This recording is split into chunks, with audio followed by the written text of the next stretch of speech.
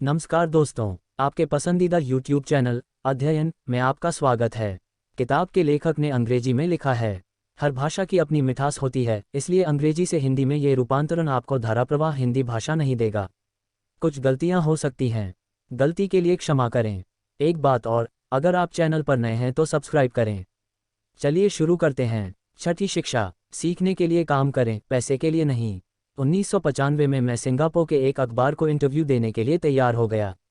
युवा महिला रिपोर्टर ठीक समय पर पहुंची और साक्षात्कार तुरंत शुरू हो गया। हम एक लग्जरी होटल की लॉबी में बैठे एक कप कॉफ़ी पीते हुए सिंगापुर आने के अपने कारणों पर चर्चा कर रहे थे। मेरा उसी स्थान पर व्याख्यान देने का कार्यक्रम था जहां जिग जिगलर का व्याख्यान होता था। वह प्रेरणा पर व्याख्यान दे रहे थे और मैं अमीरों के 5 रहस्य पर व्याख्यान दे रहा था। उन्होंने कहा, एक दिन मैं भी आपकी तरह सबसे ज़्यादा बिकने वाला लेखक बनना चाहता हूँ। मैंने उनके कुछ कागजात देखे हैं और प्रभावित हुआ। उनकी लेखन शैली सशक्त एवं स्पष्ट थी। उनकी रचनाएं पाठकों का उत्साह बनाए रखती थीं। आपकी लेखन शैली बहुत बढ़िया है।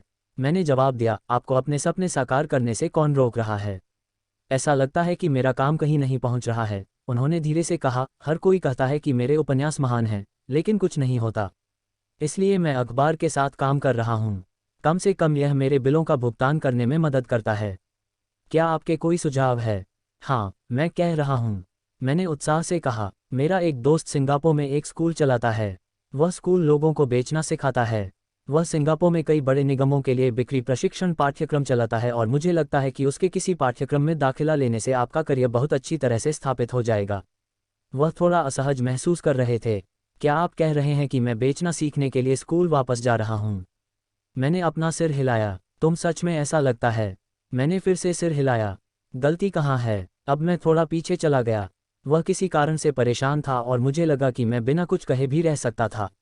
मैं उसकी मदद करने गया, ये देखकर कि मैं अपने शब्दों को बचाने की कोशिश कर रहा था। मेरे पास अंग्रेजी साहित्य में मास्टर डिग्री है। मुझे सेल्समैनशिप सीखने के लिए स्कूल क्यों जाना चाहिए? मैं एक प्रोफेशनल हूँ। मैं एक पेशे के लिए प्रशिक्षण लेने के लिए स्कूल गया। मैं विक्रेता नहीं बनना चाहता था। मुझे सेल्स लोगों से नफरत है। उन्हें सिर्फ पैसा चाहिए। तो बताओ, मैं बेचना क्यों सीखूं? वह अपना बैग पैक करने में व्यस्त था। इंटरव्यू खत्म हो गया है। कॉफ़ी टेबल पर मैंने सबसे ज़्यादा बिकने वाली किताब पढ़ी जो मैंने पहले लिखी थी। मैंने इसे कानूनी पैड पर नोट्स के साथ उठाया। तुम ये देखते हो? मैंने उसके नोट्स दिखाते हुए पूछा। उसने थोड़ा असमंजस में नोटों को देखा और कहा, क्या? मैंने फिर जानबूझकर उसके नोट की ओर इशारा किया। अपने पैड पर उन्होंने लिखा, रॉबर्ट कियोसाकी, सबसे ज़्यादा बिकने वाला लेखक। ये बेस्ट सेलिंग लेखक कहता है, बेस्ट नहीं। उसकी आंखें तुरंत चौड़ी हो गईं। मैं बहुत बुरा लेखक हूँ। आप एक शानदार लेखक हैं। मैं सेल्स स्कूल गया। आपके पास मास्टर डिग्री है। इन्हें एक साथ रखें और आपको एक सर्वश्रेष्ठ कॉपीराइटर मिल जाएगा। उसकी आंखें क्रोध से चमक उठीं। मैं कभी भी इतना नीचे नहीं गिरूंगा कि बेचना सीखूं। आप जैसे लोगों को लिखने का कोई अधिकार नहीं है। मैं एक पेशेवर रूप से प्रशिक्षित लेखक हूं और आप एक विक्रेता हैं। ये सही नहीं है। उसने अपने बाकी नोट अलग रख दिए और जल्दी से बड़े कांच के दरवाजे को धक्का देकर खोला और सिंगापुर की उमस भरी सुबह में बाहर निकल गया। हालांकि अगली सुबह उसने मेरे लिए एक सुंदर पाठ लिखा। ये दुनिया बुद्धिमान, प्रतिभाशाली, शिक्षित और प्रतिभाशाली लोगों से भरी है।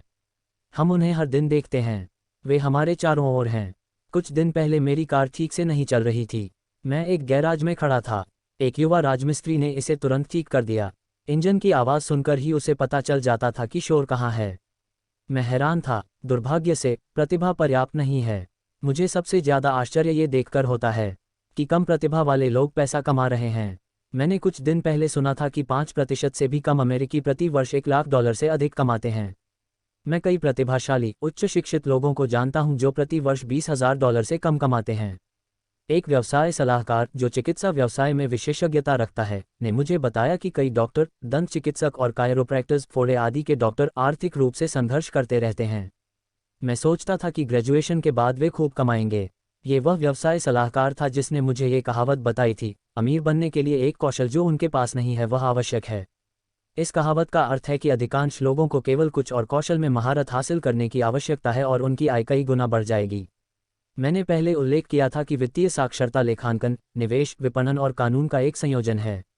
इन 4 व्यवहारिक शक्तियों के संयोजन से पैसा कमाना बहुत आसान हो जाएगा। एकमात्र धन कौशल जिसे अधिकांश लोग जानते हैं वह है अधिक मेहनत करना। कौशल की तुलना का एक उत्कृष्ट उदाहरण अखबार के युवा लेखक का है। अगर उन्होंने मरीज बेचने का हुनर सीख लिया होता तो उनकी कमाई में ज़बरदस्त इजाफा हो गया होता। अगर मैं लड़की होती तो विज्ञापन लेखन के कोर्स के साथ साथ बिक्री का भी कोर्स करती। फिर किसी अखबार में काम करने के बजाय मैंने एक विज्ञापन एजेंसी में नौकरी की तलाश की। यदि यह उसकी गलती होती तो उसने सफल विज्ञापन की कुंजी सीख ली होती। संक्षिप्तता। जनसंपर्क एक और बहुत महत्वपूर्ण कौशल है। इसे अंत के लिए अधिक समय देना चाहिए। मुफ्त विज्ञापन से लाखों कैसे कमाएं, वह ये भी सीख सकता है कि पैसा कैसे कमाया जाए। फिर वह रात में और सप्ताहांत में अपने महान उपन्यास लिखने के लिए बैठते थे। फिर कुछ ही दिनों में वह सबसे ज़्यादा बिकने वाली लेखिका बन जाएंगी। जब मैंने अपनी पहली पुस्तक if you want to be rich and happy don't go to school प्रकाशित की तो एक प्रकाशक ने मुझसे अपनी पुस्तक का शीर्षक बदलकर द इकोनॉमिक्स ऑफ एजुकेशन करने के लिए कहा। मैंने प्रकाशक से कहा कि मैं ऐसे नाम वाली केवल 2 किताबें ही बेच सकता हूँ, एक मेरे परिवार के लिए, दूसरा मेरे प्रिय मित्र के लिए। परेशानी यह है कि वे इसकी मुफ्त में उम्मीद करेंगे। लेकिन उबाऊ नाम, यदि आप अमीर और खुश रहना चाहते हैं तो स्कूल न जाएं, इसलिए चुना गया क्योंकि हम जानते थे कि इसे प्रचार मिलेगा। मैं शिक्षा का समर्थक हूं और शिक्षा में आमूलचूल परिवर्तन में विश्वास रखता हूं। अन्यथा मैं हमारी पश्चिम विरोधी शिक्षा प्रणाली को बदलने पर जोर क्यों देता रहूंगा। मैं विवादास्पद होना चाहता था, इसलिए मैंने एक ऐसा नाम चुना जो मुझे अधिक टीवी और रेडियो शो में प्रदर्शित होने की अनुमति दे। कई लोगों ने सोचा कि मैं एक फ्रूट केक हूं, लेकिन किताब बिकती रही। जब मैंने 1969 में यूएस मर्चेंट मरीन अकादमी से स्नातक की उपाधि प्राप्त की तो मेरे शिक्षित पिता बहुत खुश हुए। मुझे कैलिफोर्निया के तेल टैंकर बेड़े के स्टैंडर्ड ऑयल में नौकरी मिल गई। मैं तीसरा साथी था और मेरे ग्रेड मेरे सहपाठियों से कम थे। मेरा शुरुआती वेतन $42,000 प्रति वर्ष था, जिसमें ओवरटाइम भी शामिल था। मुझे सिर्फ 7 महीने ही काम करना पड़ा, बाकी महीने मेरी छुट्टियां थीं। अगर मैं चाहता तो किसी मददगार शिपिंग कंपनी के साथ इन 5 महीनों की छुट्टी लेने के बजाय मैं वियतनाम जा सकता था और आसानी से अपनी खदान दोगुनी कर सकता था। मेरे सामने बहुत ही आशाजनक करियर था। फिर भी मैंने 6 महीने बाद कंपनी से इस्तीफा दे दिया और उड़ना सीखने के लिए मरीन कोर्स में शामिल हो गया। मेरे शिक्षित पिता संकट में थे, लेकिन मेरे अमीर पिता ने मुझे बधाई दी। स्कूल और कार्यस्थल पर अब विशेषज्ञ बनने का चलन है। इसका मतलब है कि अधिक पैसा पाने या पदोन्नति पाने के लिए आपको उस विषय में विशेषज्ञ होना होगा। इसलिए उत्तीर्ण होने के बाद डॉक्टर विशेषज्ञ बनने के लिए विशेष शाखाओं जैसे आर्थोपेडिक्स या बाल रोग आदि की तलाश करते हैं। अकाउंटेंट, आर्किटेक्ट, वकील, पायलट और अन्य के लिए भी यही आवश्यक है। मेरे शिक्षित पिता भी ऐसा ही मानते थे, इसलिए आखिरकार डॉक्टरेट की उपाधि पाकर वह बहुत रोमांचित थे। उन्होंने अक्सर स्वीकार किया कि स्कूल उन लोगों को पुरस्कृत करते हैं जिन्होंने कम में अधिक पढ़ाई की। मेरे अमीर पिता ने मुझे ठीक इसके विपरीत काम करने के लिए प्रोत्साहित किया। उनका कहना था, आप अलग अलग चीज़ों के बारे में थोड़ा थोड़ा करके जानते हैं। इसलिए मैं कई वर्षों से उनकी कंपनी के विभिन्न विभागों में काम कर रहा हूँ। मैं कुछ समय से इसके लेखा विभाग में काम कर रहा हूँ। हालांकि मैं कभी अकाउंटेंट नहीं बन पाऊंगा। वह मुझे ऑस्मोसिस फिल्टरेशन के माध्यम से पढ़ाना चाहते थे। रिच डैडी जानते थे कि परिणामस्वरूप मैं विशेष शब्दावली सीखूंगा और महत्वपूर्ण और अपेक्षाकृत महत्वहीन की समझ विकसित करूंगा। मैंने बेसबॉय, निर्माण श्रमिक के साथ साथ बिक्री, आरक्षण और विपणन के रूप में भी काम किया। उसने माइक और मुझे अपना बना लिया ताकि वह हमारे बैंकरों, वकीलों, अकाउंटेंट और दलालों के साथ बैठकों में भाग लेना सुनिश्चित करे। वह हमें अपने साम्राज्य की हर चीज़ के बारे में थोड़ा बताना चाहता था। जब मैंने स्टैंडर्ड ऑयल में अपनी उच्च वेतन वाली नौकरी छोड़ दी तो मेरे शिक्षित पिता ने मुझसे खुलकर बात की। वह स्तब्ध रह गया। वह ऐसे करियर से इस्तीफा देने के मेरे फैसले को नहीं समझ सके जिसमें अच्छा वेतन, ढेर सारा समय और प्रमोशन मिलता था। एक शाम उसने मुझसे पूछा, तुम क्यों जा रहे हो? मैंने कितनी भी कोशिश की, मैं उसे मना नहीं सका। मेरे तर्क और उसके तर्क में कोई मेल नहीं था। सबसे बड़ी समस्या ये थी कि मेरे तर्क वास्तव में मेरे अमीर पिता के तर्क थे। मेरे शिक्षित पिता के लिए नौकरी की सुरक्षा ही सब कुछ थी और अमीर पिताजी के पास सीखने के सभी अवसर थे। शिक्षित पिता ने सोचा कि मैं जहाज का अधिकारी बनने के लिए स्कूल गया हूँ। रिच डैडी जानते थे कि मैं अंतर्राष्ट्रीय व्यापार के बारे में जानने के लिए स्कूल गया था। इसलिए मैंने सुदूर पूर्व और दक्षिणी महासागर की ओर जाने वाले मालवाहक जहाज़ों, थोकवाहक, तेल टैंकरों और यात्री जहाज़ों पर प्रशिक्षु के रूप में काम करना सीखा। क्योंकि अमीर पिताजी ने जोर देकर कहा था कि मैं यूरोप जाने के बजाय प्रशांत महासागर के जहाज पर ही रहूं। वह जानते थे कि एशिया महाद्वीप में उभरते देश हैं, यूरोप में नहीं। जबकि माइक सहित मेरे अधिकांश सहपाठी अपने पिता के घर पर पार्टी कर रहे हैं, मैं Japan, Taiwan, Thailand, Singapore, Hong Kong, Vietnam, Korea, Tahiti, सैमेटा के व्यवसाय, लोगों, व्यवसाय शैली और संस्कृति का अध्ययन कर रहा हूँ। और फिलीपींस में भी पार्टी कर रहा था, लेकिन किसी के पिता के घर पर नहीं। मैं तेजी से बड़ा हो रहा था। शिक्षित पिता को समझ नहीं आ रहा था कि मैंने सब कुछ छोड़कर समुद्री पाठ्यक्रम में शामिल होने का फैसला क्यों किया। मैंने उससे कहा, मैं उड़ना सीखना चाहता था, लेकिन असल में मैं ये देखना चाहता था कि टीम लीडर बनने का प्रबंधन कैसे किया जाए। मेरे अमीर पिता ने मुझे सिखाया कि कंपनी चलाने का सबसे कठिन हिस्सा लोगों को प्रबंधित करना है। उन्होंने 3 साल सैन्य सेवा में बिताए। मेरे शिक्षित पिता को इसकी जरूरत नहीं थी। मेरे अमीर पिता ने मुझे विकट परिस्थितियों में लोगों को संभालना सीखने का मूल्य सिखाया। फिर आपको जो सीखने की ज़रूरत है वह है नेतृत्व। यदि आप अच्छे नेता नहीं हैं तो आपको पीठ में गोली मारी जाएगी, ठीक वैसे ही जैसे व्यवसाय में होती है। 1973 में वियतनाम से लौटने के बाद मैंने आयोग से इस्तीफा दे दिया। हालांकि मुझे उड़ना पसंद था, फिर भी मुझे ज़ेरॉक्स कॉर्प में नौकरी मिल गई। मैं वहां एक विशेष कारण से शामिल हुआ और यह सुविधा के लिए नहीं था। मैं शर्मीला था और कुछ भी बेचने का विचार मेरे लिए दुनिया की सबसे डरावनी चीज़ थी। जेबॉक्स का बिक्री प्रशिक्षण कार्यक्रम अमेरिका में सर्वश्रेष्ठ में से एक था। अमीर पिता को मुझ पर गर्व था। विद्वान पिता लज्जित हुए। स्वयं एक शिक्षाविद होने के कारण वह बिक्रीकर्ताओं को हेय दृष्टि से देखते थे। मैंने ज़ेरॉक्स में 4 साल तक काम किया, जब तक कि मैंने घर घर दस्तक देने और अस्वीकार किए जाने के डर पर काबू नहीं पा लिया। मैं नियमित रूप से शीर्ष 5 सर्वश्रेष्ठ विक्रेताओं में शामिल होने लगा। मैंने फिर से इस्तीफा दे दिया और एक अच्छी कंपनी में शानदार करियर छोड़कर आगे बढ़ गया। 1977 में मैंने अपनी पहली कंपनी बनाई। रिच डैडी ने माइक और मुझे कंपनियां हासिल करने के लिए प्रशिक्षित किया। इसलिए अब मुझे इन्हें बनाना और असेंबल करना सीखना होगा। मेरा पहला उत्पाद नायलॉन और वेलक्रो बैग सुदूर पूर्व में निर्मित किया गया था और जिस स्कूल में मैं पढ़ता था उसके पास न्यूयॉर्क में एक गोदाम में भेजा गया था। परंपरागत शिक्षा मेरे नियमानुसार पूर्ण हुई। यह मेरी क्षमताओं का परीक्षण करने का समय था। अगर मैं असफल हो गया तो मैं पूरी तरह से दिवालिया हो जाऊंगा।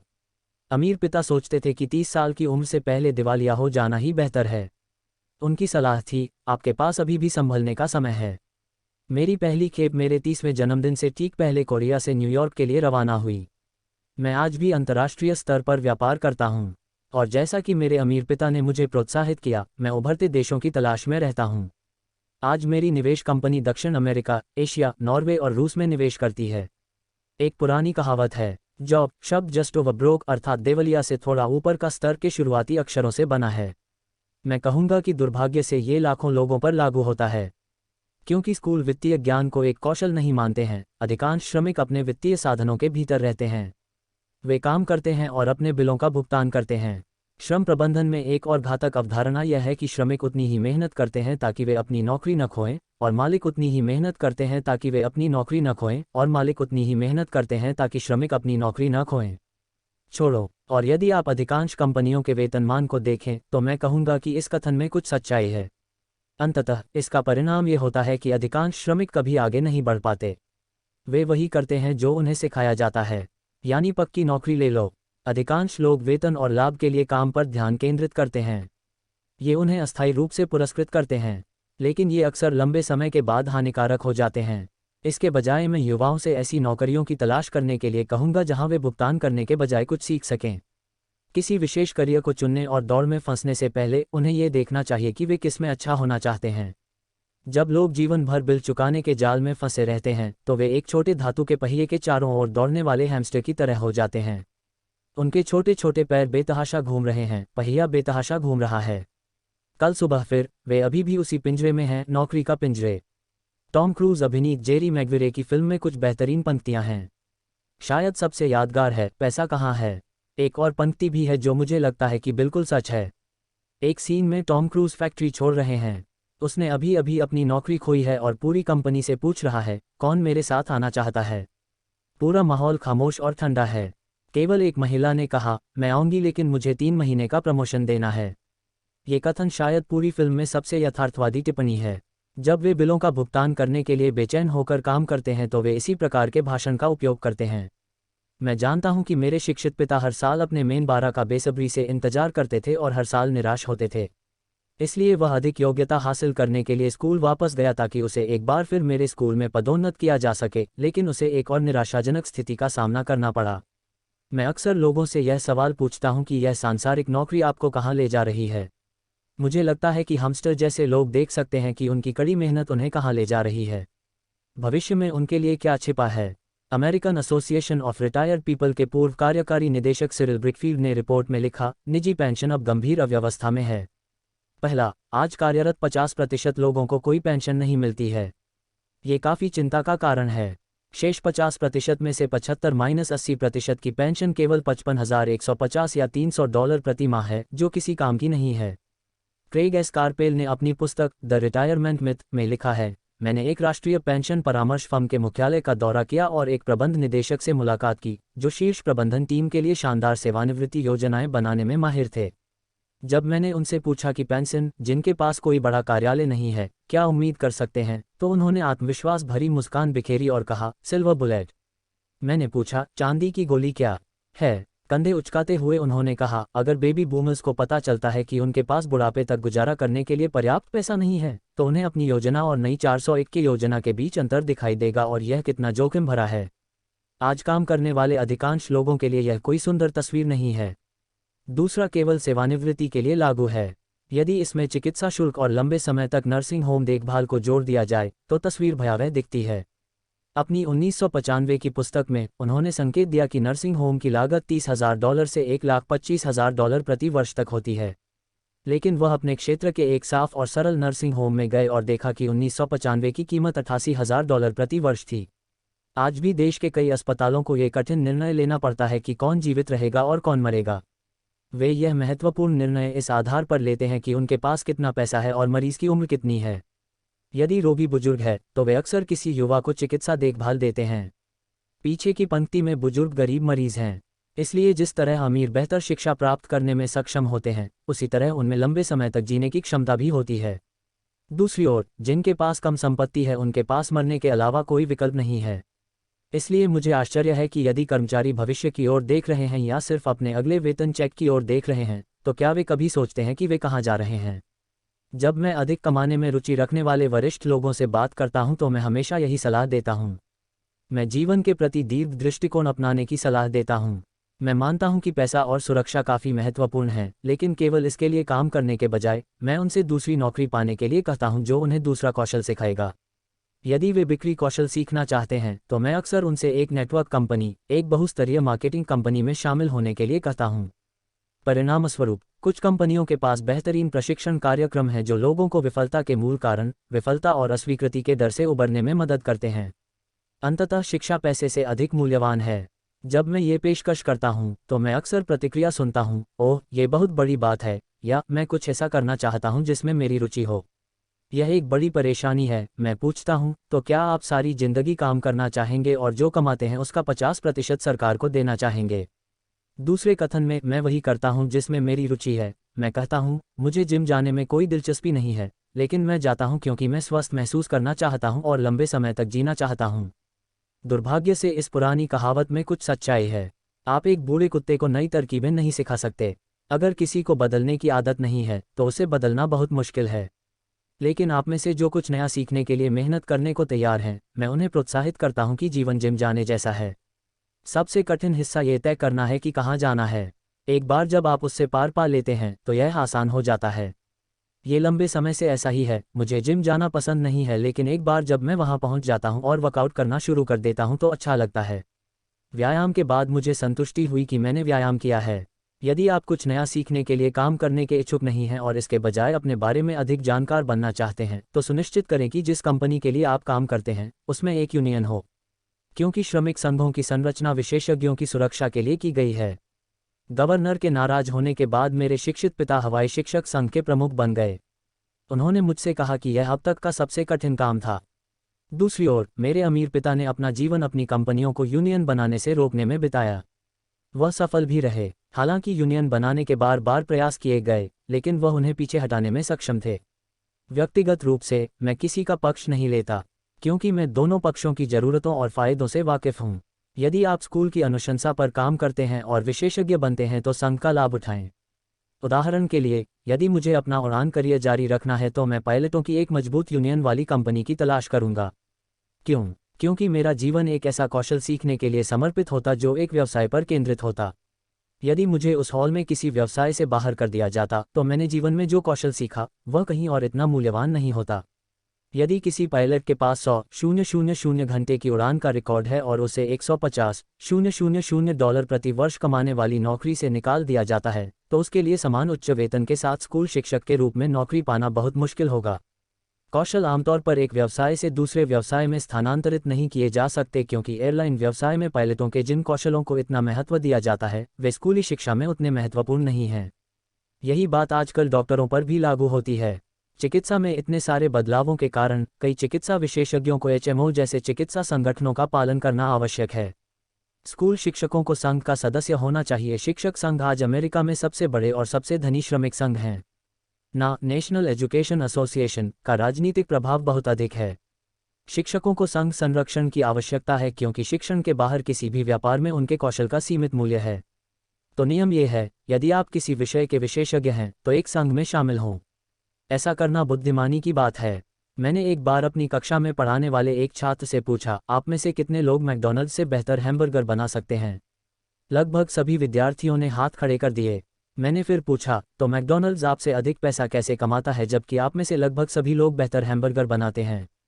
उत्तर स्पष्ट है, मैकडॉनल्ड्स का बिजनेस सिस्टम बहुत अच्छा है। यहाँ तक कि बहुत प्रतिभाशाली लोग भी गरीब हैं, क्योंकि वे हैमबर्गर बनाने पर ध्यान केंद्रित करते हैं। वे व्यवसाय के बारे में बहुत कम या कुछ भी नहीं जानते हैं। हवाई में मेरा एक मित्र बहुत बड़ा कलाकार है। वह अच्छी खासी रकम कमा लेता है। एक दिन उसकी मां के वकील ने उसे फ़ोन करके बताया कि वह उसके लिए $35,000 छोड़ गई है। वकील और सरकार द्वारा अपना हिस्सा लेने के बाद महिला की संपत्ति में बस इतना ही बचा है। उन्होंने तुरंत उस पैसे में से कुछ का उपयोग विज्ञापन के माध्यम से अपने व्यवसाय को बढ़ाने के लिए करने का अवसर देखा। 2 महीने बाद एक महंगी पत्रिका में पहला पूर्ण पृष्ठ का रंगीन विज्ञापन छपा, जिसका लक्ष्य अमीर थे। विज्ञापन 3 महीने तक चला। उस विज्ञापन का उन्हें कोई जवाब नहीं मिला। उसकी सारी संपत्ति खत्म हो गई थी। वह अब गलत बयानी के लिए अखबार पर मुकदमा करना चाहता है। ये स्वादिष्ट हैमबर्गर बनाते समय कम व्यावसायिक ज्ञान का एक उत्कृष्ट उदाहरण है। जब मैंने उनसे पूछा कि उन्होंने क्या सीखा, तो उनका एकमात्र उत्तर था, विज्ञापन विक्रेता कठिन होते हैं। फिर मैंने उससे पूछा कि क्या वह सेल्स और डायरेक्ट मार्केटिंग में कोर्स करने को इच्छुक होगा। उनका जवाब था, मेरे पास समय नहीं है और मैं अपना पैसा बर्बाद नहीं करना चाहता। ये दुनिया गरीब प्रतिभावान लोगों से भरी है। अक्सर वे गरीब होते हैं या आर्थिक रूप से संघर्ष करते हैं या अपनी क्षमता से कम कमाते हैं। इसलिए नहीं कि वे क्या जानते हैं, वे नहीं जानते कि उनकी असफलता का कारण क्या है। उन्हें अपने अच्छे हैमबर्गर बेचने या अपने वितरण कौशल में सुधार करने की परवाह नहीं है। मैकडॉनल्ड्स भले ही सबसे अच्छे बर्गर नहीं बनाते हैं, लेकिन वे साधारण बर्गर बेचने और वितरित करने में सर्वश्रेष्ठ हैं। निर्धन बाबा चाहते थे कि मैं विशेषज्ञ बनूं। उनके अनुसार यह वेतन वृद्धि का एक जरिया था। यहाँ तक कि जब हवाई के गवर्नर ने मेरे पिता से कहा कि वह अब राज्य सरकार में काम नहीं कर सकते, तो मेरे शिक्षित पिता ने मुझे एक विशेषज्ञ बनने के लिए प्रोत्साहित किया। मेरे शिक्षित पिता ने तब शिक्षक संघ के लिए लड़ना शुरू किया। उन्होंने अत्यधिक विशिष्ट और उच्च शिक्षित पेशेवरों के लिए अधिक सुरक्षा और लाभ की मांग करते हुए अभियान चलाया। हम बहस करेंगे, लेकिन मुझे पता था कि वह कभी भी यह स्वीकार नहीं कर सकते कि अति विशेषज्ञता के लिए संघ संरक्षण की आवश्यकता है। उन्हें कभी एहसास नहीं हुआ कि आप विशेषज्ञता पर कितना निर्भर होंगे और जाल में फंस जाएंगे। रिच डैड ने माइक और मुझे फुर्तीले होने की सलाह दी। कई कंपनियां बिजनेस स्कूल से एक प्रतिभाशाली युवा छात्र को ढूंढकर और उसे एक दिन उनकी कंपनी संभालने के लिए तैयार करके ऐसा करती हैं। ये प्रतिभाशाली युवा कार्यकर्ता सिर्फ एक विभाग में विशेषज्ञ नहीं हैं। उन्हें एक विभाग से दूसरे विभाग में ले जाया जाता है और व्यापार के सभी तरीके सिखाए जाते हैं। अमीर अक्सर अपने बच्चे या दूसरों के बच्चे पैदा करते हैं। इस तरह उनके बच्चे व्यवसाय संचालन की समग्र समझ हासिल करते हैं और यह समझना सीखते हैं कि विभिन्न विभाग एक दूसरे से कैसे संबंधित हैं। द्वितीय विश्व युद्ध की पीढ़ी के अनुसार एक कंपनी से दूसरी कंपनी में जाना बुरा माना जाता था, लेकिन आज का दिन समझदारी का संकेत है। लोग अधिक विशेषज्ञता के लिए कंपनियां बदलते हैं, तो क्या कमाई की तुलना में ज्ञान प्राप्त करने का दायरा बढ़ाना बेहतर नहीं है? अल्पावधि में यह आपको कम आय दे सकता है, लेकिन लंबे समय में तो बहुत अधिक लाभदायक होगा।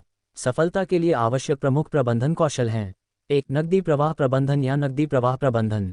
2. सिस्टम प्रबंधन या अपने जीवन का उचित प्रबंधन और अपने परिवार के लिए समय देना। 3. लोगों का प्रबंधन या लोगों का उचित प्रबंधन करना। बिक्री रणनीति और बाजार ज्ञान जानना सबसे महत्वपूर्ण और विशिष्ट कौशल हैं। बेचने की क्षमता व्यक्तिगत सफलता की कुंजी है, यानी ग्राहकों, कर्मचारियों, मालिकों, जीवनसाथी या बच्चों से जुड़ने की क्षमता। एक अच्छा लेखक या वक्ता होना और समझौता जैसे संबंध बनाने की क्षमता एक सफल जीवन की कुंजी है। मैं विभिन्न पाठ्यक्रमों में भाग लेकर, शैक्षिकी टेप सुनकर और अपने ज्ञान में सुधार करके इन कौशलों को लगातार तेज कर रहा हूँ। जैसा कि मैंने पहले बताया, मेरे शिक्षित पिता जितनी अधिक मेहनत करते थे उतने ही फिट होते जाते थे। वह जितना अधिक विशेषज्ञ होता गया उतना ही अधिक फंसता जाता। हालांकि उनका वेतन बढ़ गया, लेकिन उनके विकल्प कम हो गए। उन्हें एहसास हुआ कि उनका सरकारी काम रुक गया है। पेशेवर तौर पर वह अजय हैं। यह एक पेशेवर एथलीट के मामले के समान है जो अचानक घायल हो गया है या बहुत बुरा हो गया है। उनके एक बार अत्यधिक भुगतान वाले पद खत्म हो गए हैं और उनके पास केवल सीमित कौशल रह गए हैं। इसीलिए मुझे लगता है कि मेरे शिक्षित पिता संघ के प्रति इतने पक्षपाती थे। वह समझ गया कि एक संघ से उन्हें कितना लाभ हो सकता है। रिच डैड ने माइक और मुझे हर चीज़ के बारे में थोड़ा थोड़ा सीखने के लिए प्रोत्साहित किया। वह हमसे अपने से अधिक बुद्धिमान लोगों के साथ काम करने और बुद्धिमान लोगों को एक टीम के रूप में मिलकर काम करने के लिए प्रोत्साहित करने के लिए कहते थे। आजकल इसे पेशेवर विशेषज्ञों की संयुक्त कार्रवाई कहा जाता है। इन दिनों मैं कुछ पूर्व स्कूली शिक्षकों से मिलता हूं जो प्रति वर्ष सैकड़ों हजारों डॉलर कमाते हैं। वे इतना अधिक इसलिए कमा सकते हैं क्योंकि उनके पास अपने क्षेत्र के साथ साथ अन्य कौशलों में भी विशेष कौशल है। वे पढ़ा सकते हैं और सेल्स और मार्केटिंग का काम भी कर सकते हैं। मैं बिक्री और विपणन कौशल से अधिक महत्वपूर्ण किसी कौशल के बारे में नहीं जानता। अधिकांश लोगों को बिक्री और विपणन कौशल कठिन लगता है क्योंकि उन्हें अस्वीकृति का डर होता है। संवाद करने, बातचीत करने या अस्वीकृति से डरने की आपकी क्षमता जितनी बेहतर होगी, जीवन उतना ही आसान होगा। जो सलाह मैंने उस अखबार के लेखक को दी थी जो बेस्ट सेलिंग लेखक बनना चाहता था, वही सलाह मैं आज हर किसी को देता हूँ। व्यवहारिक गुण प्राप्त करने के फायदे और नुकसान दोनों हैं। मेरे ऐसे दोस्त हैं जो बहुत प्रतिभाशाली हैं लेकिन बहुत कम कमाते हैं क्योंकि वे अन्य लोगों के साथ प्रभावी ढंग से संवाद नहीं कर सकते हैं। मैं उनसे सिर्फ 1 साल के लिए सेलिंग का अध्ययन करने के लिए कहता हूँ। यदि वे कुछ भी नहीं कमाते हैं तो एक दूसरे के साथ आदान प्रदान करने की उनकी क्षमता में सुधार होगा, और वह अमूल्य है। अच्छे छात्र, विक्रेता और विपणक होने के अलावा हमें अच्छे शिक्षक और अच्छे छात्र बनने की भी आवश्यकता है। वास्तव में अमीर बनने के लिए हमारे पास देने की क्षमता के साथ साथ कुछ करने की क्षमता भी होनी चाहिए। वित्तीय और व्यावसायिक संघर्ष अक्सर उचित संचार की कमी के कारण होते हैं। मैं ऐसे कई लोगों को जानता हूं जो न तो अच्छे छात्र हैं और न ही अच्छे शिक्षक, तो वे गरीब हैं। मेरे दोनों पिता उदार व्यक्ति थे। दोनों ने पहले देने का अभ्यास किया। अध्यापन भी उनके देने का एक उदाहरण था। उन्होंने जितना दिया उतना ही पाया। हालांकि पैसे देने के मामले में उनके बीच एक बड़ा अंतर था। मेरे अमीर पिता ने मुझे बहुत सारा पैसा दिया। उन्होंने अपने चर्च, चैरिटी और अपने स्वयं के फाउंडेशन को दान दिया। वह जानता था कि पैसा कमाने के लिए पैसा देना जरूरी है। दान अधिकांश महान एवं धनी परिवारों का रहस्य है। इसीलिए रॉकफेलर फाउंडेशन और फोर्ड फाउंडेशन जैसे संगठनों का गठन किया गया। इन संगठनों को इस तरह से डिज़ाइन किया गया है कि वे बढ़ते रहेंगे और हमेशा दान करते रहेंगे। मेरे शिक्षित पिता हमेशा कहते थे, जब मेरे पास अतिरिक्त पैसे होंगे मैं दे दूंगा। समस्या यह है कि वहाँ कभी कुछ अतिरिक्त नहीं था, इसलिए उसने अधिक धन पाने के लिए अधिक मेहनत की। लेकिन उन्होंने पैसे से संबंधित कानून के सबसे महत्वपूर्ण पहलू "देओ और तुम पाओगे" को नज़रअंदाज कर दिया। इसके बजाय वह "पहले पाओ और फिर दो" में विश्वास करते थे। अंत में दोनों पिताओं ने मुझ पर प्रभाव डाला। मेरा एक हिस्सा पूंजीवादी है जो पैसे से पैसा बनाने का खेल पसंद करता है। दूसरा हिस्सा एक सामाजिक रूप से जिम्मेदार शिक्षक है जो गरीबों और अमीरों के बीच इस बढ़ती खाई के बारे में गहराई से चिंतित है। मैं व्यक्तिगत रूप से इस बढ़ती असमानता के लिए हमारी पुरातन शिक्षा प्रणाली को दोषी मानता हूँ। यहीं पर इस वीडियो को खत्म करते हैं। अगले वीडियो में हम इस अध्याय के बाकी हिस्सों को पढ़ेंगे।